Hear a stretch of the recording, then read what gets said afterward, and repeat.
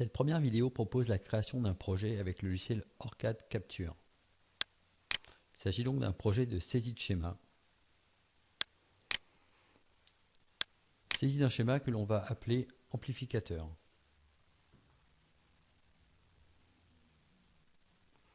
Ensuite, il faut choisir le type de projet à réaliser. Donc dans le cas qui nous intéresse, il s'agit d'un projet pour réaliser un circuit imprimé. On va donc sélectionner le type PCBoard Wizard. Il existe un autre type, Programmable Logic Wizard, qui va permettre de réaliser la synthèse d'un composant logique programmable ou simplement un type de projet orienté schéma. Donc nous, on sélectionne le PCBoard Wizard et on indique pour finir un chemin pour le projet. Donc ce projet, on va le stocker sur le réseau. Et sur le réseau, sur l'unité I par exemple, où vous pouvez accéder à vos dossiers étudiants. D'une façon générale, sur le dossier que vous utilisez habituellement pour stocker vos informations sur le réseau.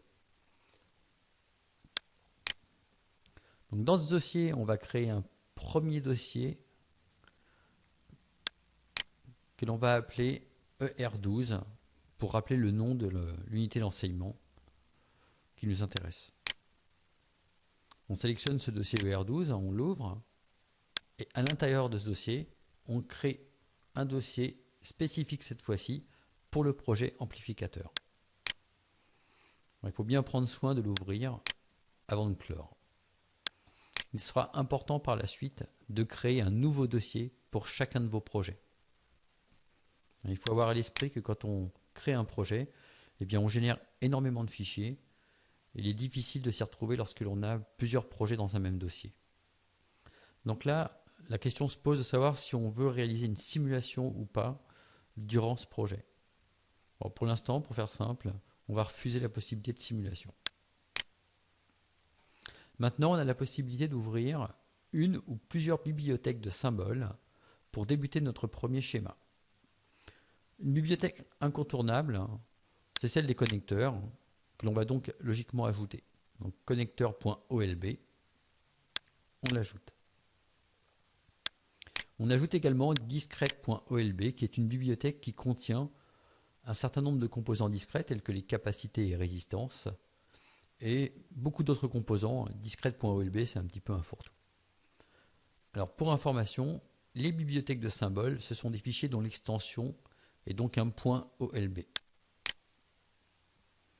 On peut maintenant terminer. Bien, le premier projet est créé. On a deux fenêtres qui viennent d'apparaître.